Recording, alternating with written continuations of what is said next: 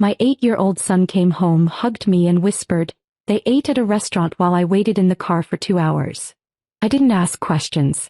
I just grabbed my keys, drove to the parents' house, walked in, and without thinking twice, I did this. They left my 8-year-old son alone in a parked car while they went to a restaurant and had lunch for over 2 hours. That was the first sentence out of his mouth when he came home. He didn't cry. He didn't get angry. He didn't even seem confused. He just walked in, hugged me like nothing had happened, and quietly said those words. They went to a restaurant. I waited in the car. For 2 hours. I stood there in our kitchen, not really processing what I'd just heard. My hands were shaking and I wasn't sure if it was rage or disbelief. But I didn't ask any questions. Not yet. I didn't want to force him to explain something that should never have happened in the first place. I told him to stay inside, grabbed my keys, and left. 10 minutes later, I was standing in the entryway of the house I bought for my parents. They were sitting in the living room like it was any other lazy afternoon. My mom was folding a basket of towels. My dad had a glass of iced tea in his hand. The TV was playing something none of them were paying attention to. Neither of them even asked why I was there. I told them plainly, "You have 24 hours to pack up your things. You're leaving this house." My mom froze. My dad looked at me like I was speaking another language. I repeated it. My dad laughed like this was some kind of joke. Like I hadn't just said I knew they left their own grandson locked in a car like he was nothing. My mom looked nervous for the first time in years. I asked them if it was true. They didn't deny it. My mom said he didn't want to come in. That he was being fussy, throwing a bit of a tantrum before they got to the restaurant, and they figured it would be better to let him sit in the car. My dad added that it was only 2 hours and that they checked on him halfway through. They had gone to eat at a nice Italian restaurant with my sister, her 2 kids, and apparently not a second thought about the fact that they'd left their grandson sitting in the back of a hot car with the windows cracked and no air conditioning. They had made a reservation. For 5. My parents. My sister. Her daughter. Her son. No seat for my kid. They didn't forget him. They excluded him. On purpose. Asked why. My mom said he'd been too much lately. That her other grandkids were easier. More polite. More predictable. They knew how to act in a restaurant, unlike him. That's when I stopped listening. I'd known for a long time that my parents favored my sister. Everyone in the family knew it. They'd sold their old home and used the money to buy her an apartment and help her open a boutique that went under in less than a year. When I confronted them about it back then, they said they trusted me to be fine on my own. That she needed more help. I didn't argue. I kept helping them when they needed it.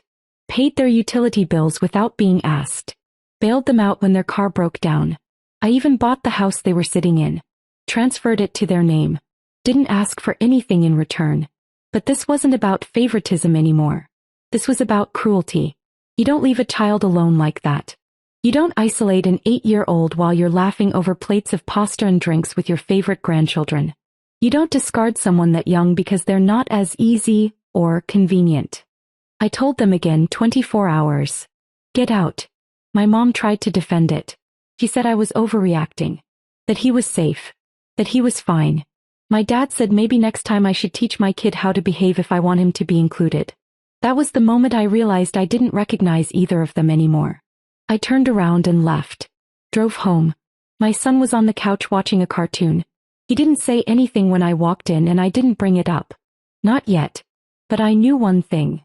They were never going to be near him again. I thought that would be the end of it. But it wasn't.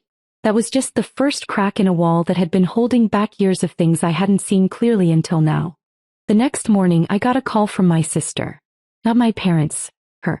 She didn't even ask how my son was. She got right to the point, accusing me of overreacting and creating drama where there wasn't any. I didn't even ask how she found out so quickly because I already knew. My mom had called her the night before, crying and twisting the story like she always did. Apparently, in their version of events, I'd burst into their homes screaming, thrown papers at them, and stormed out threatening to leave them homeless over a small misunderstanding. What they left out was the part where they left a child in a car. I told her she wasn't part of the conversation and I hung up. Then I made it official. That afternoon, I had a lawyer draft a termination of occupancy notice, effective immediately. Technically, I still owned the house. I'd transferred it to them under a private agreement, but the title was in my name. I had let them live there for free. Property taxes, maintenance, insurance, all of it came out of my pocket. I printed the document and drove back over. I didn't even go inside this time. I left the letter in the mailbox, took a picture and texted my dad to check his mail. Within an hour, I got a string of furious messages from both of them. My mom sent screenshots of old receipts from when they helped me after college like she was cashing in a tab 2 decades late. My dad tried guilt. Said I was tearing the family apart over a misunderstood dinner. But I wasn't angry anymore. I was focused. Cold even. Because it wasn't just about the restaurant. That was just the most recent, most disgusting example of something I'd spent years trying to ignore. The way they had always treated my sister and her kids like royalty while my son and I were just an obligation. She'd made mistakes. Multiple failed businesses, job hopping, 2 messy breakups, but they still treated her like a prize.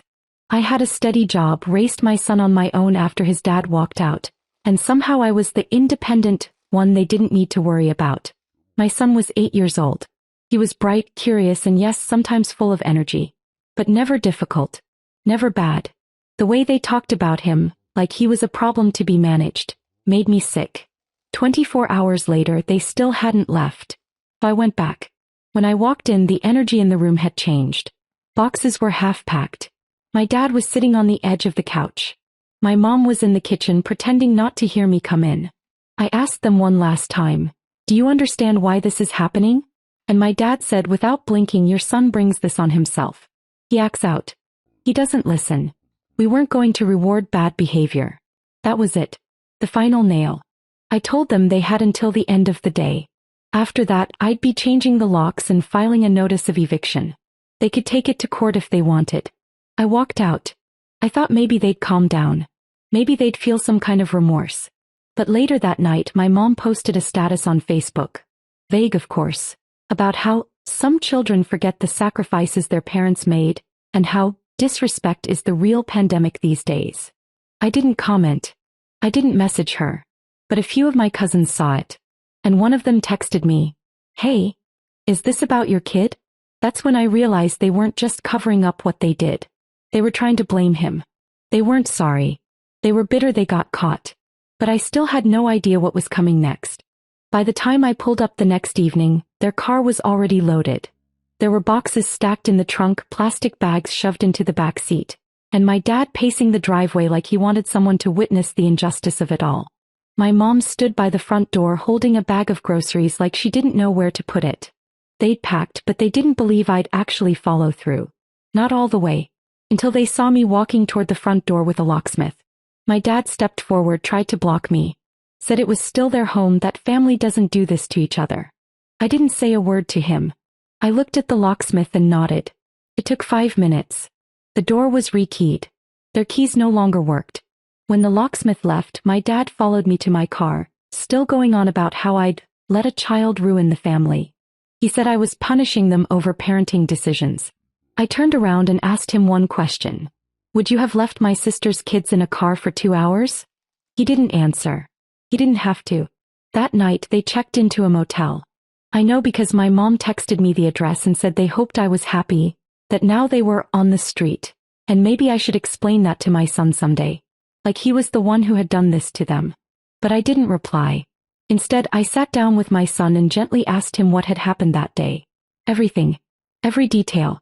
And he told me. They picked him up from school and said they were going somewhere special. He thought maybe a movie or the park. He was excited. He didn't ask questions when they pulled into the restaurant parking lot. But when he went to open his door, my dad told him to stay put. That they'd be quick. That this wasn't for him. He waited. He watched them walk inside. He said he kept looking at the restaurant door, thinking maybe they'd come out soon. He finished the crackers they left. He fell asleep at one point. When they came back, they didn't ask if he was hungry. They just told him to buckle up and said, "Well, tell your mom you were tired and didn't want to come." That was the lie they'd planned to tell me. That's what they would have gone with if my son hadn't said anything. Made me sick. And then came the twist I hadn't seen coming. 3 days after I kicked them out, I got a call from the hospital. My dad had been in a car accident on his way to pick something up from a storage unit. His leg was shattered and he needed surgery, expensive surgery. My mom called me from the waiting room, voice trembling now, asking if I could help. Not with money. With consent. They'd put me as an emergency contact when they moved into the house. Somehow I was still on the paperwork. Without me, he'd have to wait for emergency court approval to authorize the surgery. I paused. I didn't say no. I didn't say yes. I just said I'm on my way. When I got to the hospital, my mom was sitting in a corner chair, staring down at her hands like she didn't know what they were anymore. I didn't say anything to her. I walked straight to the nurse's station, confirmed I was still listed as emergency contact, and signed the forms. That was it. It took 5 minutes to make sure my dad would get the surgery he needed. When I came back to the waiting area, she was crying quietly. He asked why I even came.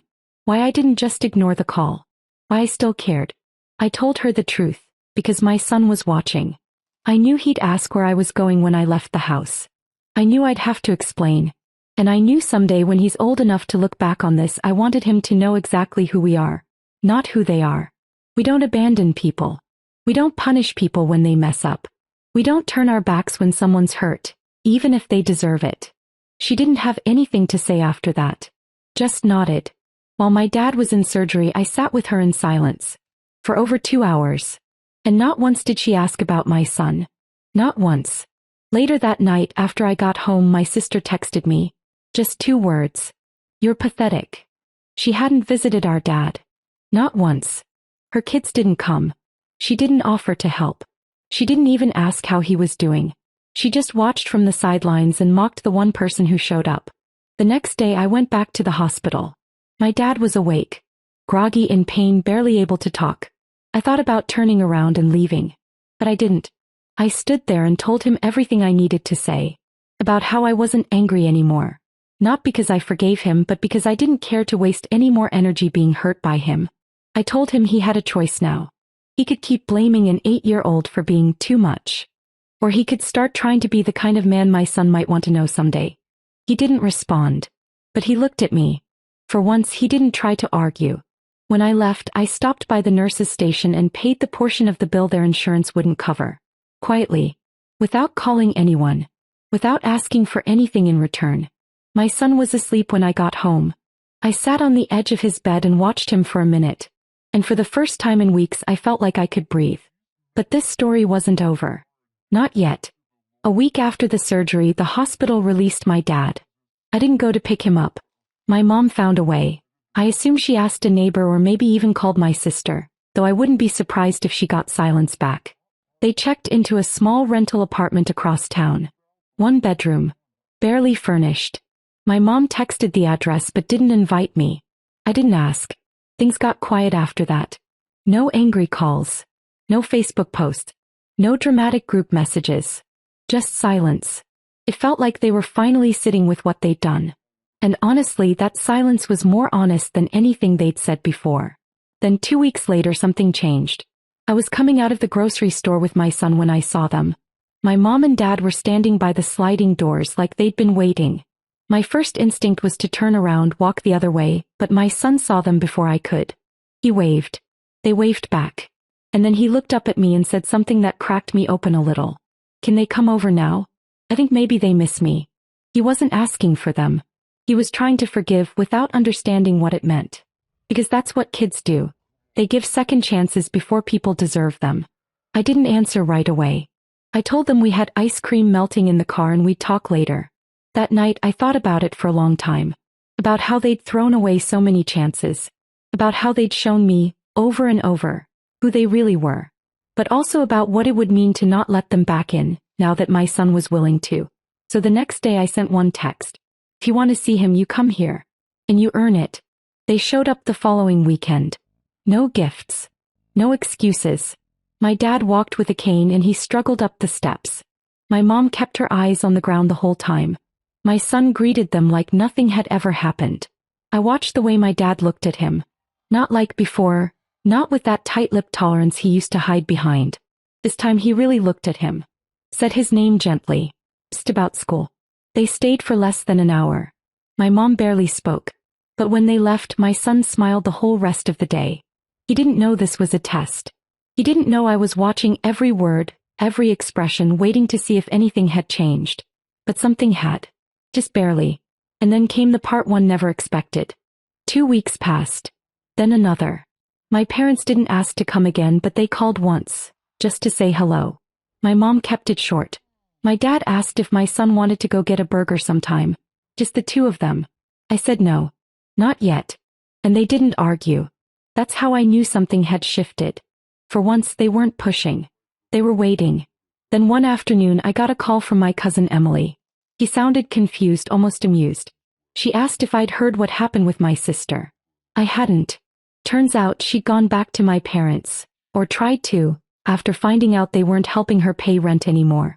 She'd expected them to move in with her, help out with bills, maybe babysit like they used to. But they said no. Flat out no. She exploded. Told them they'd picked the wrong daughter. Accused them of betrayal, of abandoning her. She stormed out and hadn't spoken to them since. I didn't believe it at first. I thought maybe it was just another fight, one of those arguments families sweep under the rug and pretend never happened. But a week later my dad called. He asked if he could talk in person. He came by on a Sunday. Sat across from me at the kitchen table. My son was in the next room building something with Legos. My dad didn't apologize exactly. But he told me he'd seen something clearly for the first time. How much damage had been done by all the small decisions. All the times they brushed things off, ignored what was obvious, made excuses for what wasn't fair. And then he said something I never thought I'd hear. You were the one who showed up when it mattered. Not her. Not ever. And I'm sorry it took me so long to see it. He didn't cry. He didn't try to hug me. He just sat there owning it. And that meant more than any performance could have. Since then it's been slow. Careful. Controlled. They've seen my son a few more times. We meet on neutral ground, the park and ice cream shop. I watch their words. I watch their faces. I watch everything. But my son is happy. He laughs. He asks when we'll see them again. So I let it continue, one cautious step at a time. I'll never forget what they did. I don't need to. That part of the story doesn't get erased. But I did something I wasn't sure I'd be able to. I let them earn their place back. Not because they deserved it, but because he did. And that's where we are now. Not healed. Not whole. But finally honest. And that's more than we ever had before.